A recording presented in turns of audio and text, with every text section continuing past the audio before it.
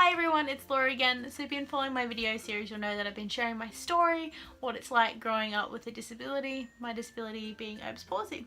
The last couple of days I've been answering some questions that people have asked me, so today I'm going to answer another one, and that is how did my disability affect me while I was studying? Like I mentioned in my very first video, I'm an audio engineer by trade. I studied a Bachelor of Audio Engineering at JMC Academy in Brisbane, and it was a 3-year course in 2 years, so we didn't get a lot of holidays. It was very intensive, but it was amazing. And my disability did impact me a little bit. I had to learn how to do things different ways, such as setting up sound gear. Sometimes pieces of stuff are really heavy, so I had to figure out how to kind of lift stuff, how to roll cables, and use kind of like the crevice of my arms and of my hand to do stuff. But one of the major ones was when I started learning the software called Pro Tools. Now when you use it, you get taught a lot of shortcuts in editing songs and music and different things.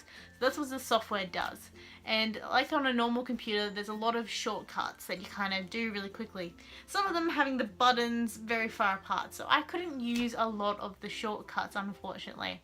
So some of my assessment pieces, I actually had to request extra time granted so that I could do the assessment in the exam time slot, but most people only had 15 minutes and I would request 20 or 25 minutes because I couldn't do anything using a shortcut. I had to do the long way for everything, so it took a bit of extra time, but so that I wouldn't be penalized due to my disability.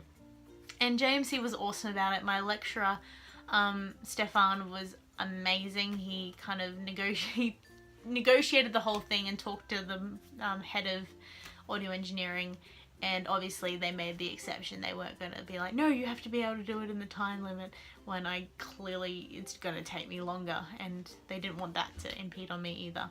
So it did affect me a little bit, but I was able to overcome it by just doing things the long way, and sometimes you do have to do things the long way, and that's fine. It's just a different way of getting to the same place, so don't worry about if it's taking you longer to learn something, or whatever it is in your life that is taking you a bit longer. Just because people can do it quicker doesn't mean that your way of doing it is any less better. So leave you with that tonight. I'll see you tomorrow. Bye guys.